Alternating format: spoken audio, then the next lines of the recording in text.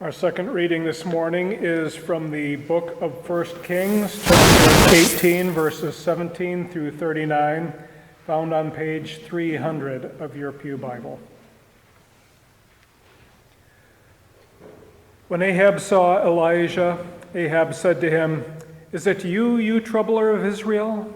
And he answered, "I have not troubled Israel, but you have, and your father's house, because you have abandoned the commandments of the Lord and followed the Baals. Now therefore send and gather all Israel to me at Mount Carmel, and the 450 prophets of Baal and the 400 prophets of Asherah who eat at Jezebel's table." So Ahab sent to all the people of Israel and gathered the prophets together at Mount Carmel. And Elijah came near to all the people and said, "How long will you go limping between two different opinions? If the Lord is God, follow him. But if Baal, then follow him." And the people did not answer him a word. Then Elijah said to the people, "I, even I only, am left a prophet of the Lord, but Baal's prophets are 450 men. Let 2 bulls be given to us, and let them choose 1 bull for themselves, and cut it into pieces and lay it on the wood, but put no fire to it. And I will prepare the other bull, and lay it on the wood, and put no fire to it. And you call upon the name of your God, and I will call upon the name of the Lord, and the God who answers by fire, he is God." And all the people answered, "It is well spoken."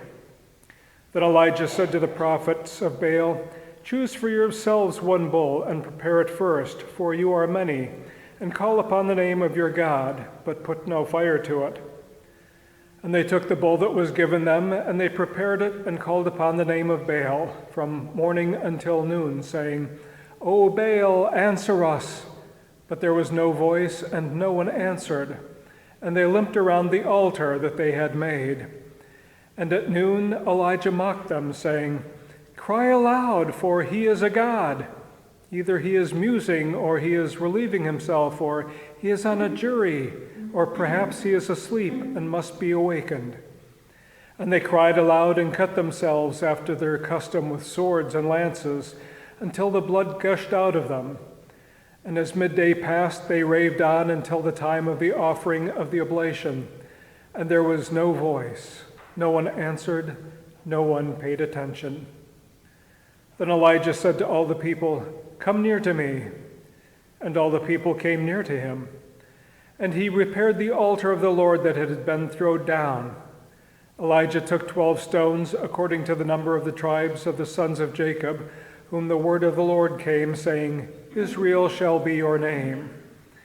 And with the stones he built an altar in the name of the Lord. And he made a trench about the altar as great as would contain 2 seahs of seed.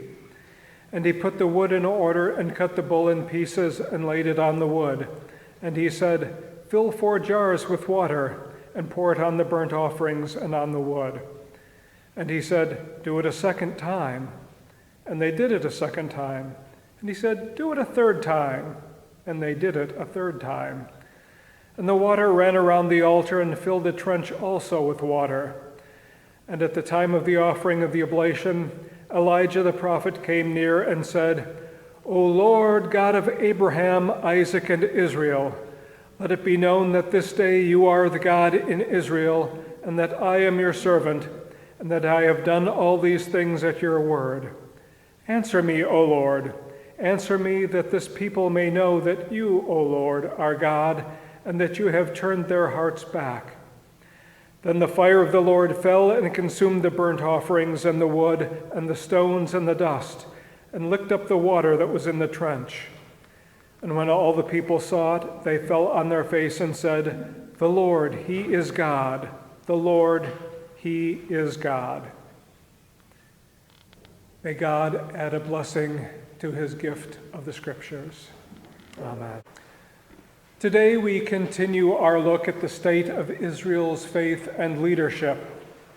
And today we have the story of Elijah confronting King Ahab and the prophets of Baal. Now this Ahab did not have a relationship with a great white whale, but he did have a whale of a problem in Israel. Ahab and his queen Jezebel worshiped the Canaanite god Baal, the god of storms and thunder. And we are told that Ahab did evil in the sight of the Lord, evil more than his father Jeroboam, who we looked at last week. He built an altar and a house for the worship of Baal, as his father had. And as a result of this and other things, there was a drought in the land that had lasted for 3 years. As God's prophet, Elijah would call out Ahab for his sins. And not surprisingly, because of this, the two men did not get along very well, which we might have gathered from Ahab's greeting this morning. "Is it you, you troubler of Israel?" Ahab blamed Elijah for the drought and the other problems that came upon Israel because of his own faithlessness.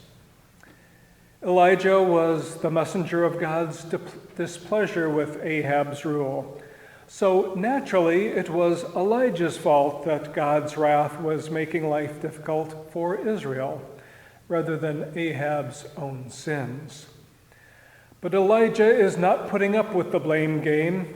He puts the onus back on Ahab where it belongs, saying, "I have not troubled Israel, but you have and your father's house, because you have forsaken the commandments of the Lord and followed the Baals." He then arranges for a public spectacle featuring himself pitted against 450 prophets of Baal on their home court. All of Israel will be there to see it, and it is presented as a theater of the absurd. Ahab, for some reason, agrees and gathers the people of Israel and the prophets of Baal at Mount Carmel, one of the high places dedicated to the worship of Baal. And Elijah addresses the people, asking, "How long will you go on limping with two different opinions? If the Lord is God, follow him, but if Baal, then follow him." It is like Jesus said, it is not possible to follow two masters. Now, the reference to limping is also a jab at the followers and prophets of Baal, who would use self-mutilation as part of their worship, and often limped in their ceremonies as a result. Using a bull as a sacrifice was also symbolic, as the idol of Baal was a bull. So God will be smoking Baal both literally and figuratively in the coming contest. The prophets of Baal have the home court advantage and are given all day to get Baal to respond to their calls. So the prophets of Baal prepare their sacrifice and themselves and call out to their God. And of course, there is no answer. And Elijah mocks them and their efforts and their God. "Cry aloud, surely he is a God. Either he is meditating or he has wandered away, or maybe he's on a journey, or perhaps he is asleep and must be awakened." So the prophets redouble their efforts in calling out and cutting themselves, but to no avail. Today we might say that Baal bailed on them. So now it's Elijah's turn. He repairs the altar of God and prepares his sacrifice, but increases the level of difficulty for himself by dumping water on the wood and the carcasses, not just once, but 3 times, so that the trench around the altar of the sacrifice was also filled with the runoff of the water. Then Elijah called upon the Lord. "O Lord, the God of Abraham, Isaac, and Israel, let it be known this day that you are God in Israel, and that I am your servant, and that I have done these things at your bidding. Answer me, O Lord, answer me, so that the people may know that you, O Lord, are God, and have turned their hearts back. Then fire fell from the sky and consumed the burnt offering, as well as the water that was in the trench. This is another example of God reaching out to the chosen people to try to return them into relationship. A convincing show of power for all of Israel to see and marvel at, that at the same time proved that Baal was a fraud and nothing but an idol. And if that is not enough, we are told just after this reading that Elijah prayed and the rains came and ended the drought. The so-called God of storm and thunder was neither able to raise a spark to start his offering on fire or to send much-needed rains upon the land to bless his followers with a harvest of food. Not much of a God. So naturally, Israel and its leaders were chastened and returned to the faithful relationship with the Lord, behaving as the true chosen people of God should behave, and being the light and blessing to the world that they were intended to be. The end. Well, not so much. As we know, Ahab and Jezebel remained followers of Baal and continued to do what was evil in the sight of God. And the people of Israel were pretty much a "what have you done for me lately" people, and quickly relapsed into their old ways. The stories of Kings and Chronicles are the stories of the leaders and people of Judah and Israel being seduced away from Yahweh to follow other local deities, despite God's many shows of faithfulness and many attempts to woo the people back into relationship. The grass is always greener in someone else's yard, or in this case, maybe around someone else's altar. It seems that Yahweh wasn't a good enough leader for the people that he had delivered to the promised land. They wanted a king just like all the surrounding countries, and they got their wish. And the earthly leaders got corrupted by their power and wealth and didn't want to have to compete with an actual God with real power that they could not control. So they substituted the tame gods of idols of the countries that surrounded them. For idols did not care how the kings behaved. They could be just as greedy and selfish as they wanted, and there was no check on their actions. But we know that the real God does care.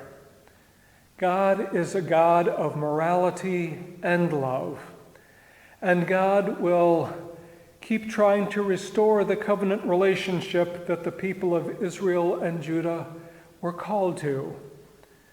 And when the wars and the droughts and the prophetic calls, the announcements and demonstrations failed to bring the wandering chosen people back, God sent Jesus to live among us to show us the depths of God's love for us. Jesus lived as a human being without sin, correcting the sins of the temple leadership and their misrepresentations of the Torah. But that wasn't any more effective than God's other efforts, as the leaders loved their own power and judgment and killed the Lord of life for daring to defy their puny, self-serving power structures. And normally that would be enough to shut up the prophets for a while, at least until God would raise and send another one to take that prophet's place. But that didn't work with Jesus. God overruled the actions of Israel's leaders and raised Jesus from the dead. In doing so, God showed that there are no lengths that God will not go to remain in proper relationship with humanity. Not even the murder and death of Jesus could stop God's love and grace, as Christ prayed for the forgiveness of even those who took part in killing him. That is true love and true power.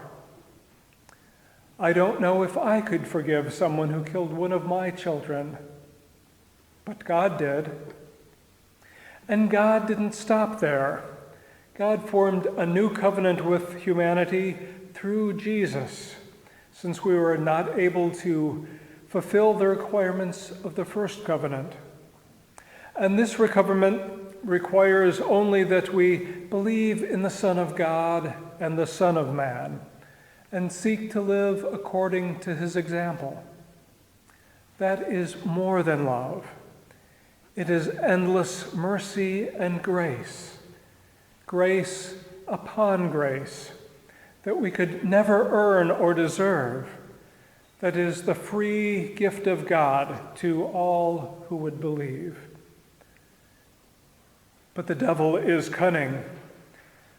When the devil found that he could not overcome God by oppression, he turned instead to a life of ease.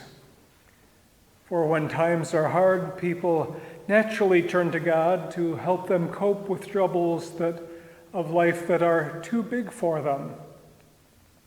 But when times are relatively good, what need have we for God when we are well clothed and fed and have the good things of life that comparative wealth have to offer? We can just go along to get along because life is good and we are comfortable. And that is what we see taking place again and again in the Bible. Whenever Israel prospered, they would turn away from God. We cannot serve two masters. Wealth, or mammon, seems the easier and more fun master, without all those pesky commandments about loving and caring for God and other people. But love and peace are the true wealth of this world, and earthly power and wealth are snares that corrupt our souls, our societies, and our leaders. Now as then, God keeps calling us back into relationship because we are loved and we are forgiven for our lapses. And what more do we truly need? The forgiveness, hope, and purpose that we are offered in Christ far surpass the wealth that this world has to offer. Our God does not fail. Our God walks with us every moment of every day, even through the darkest valleys. May we choose faith and love of God and neighbor over wealth and worry. May it be so for you and for me. Amen.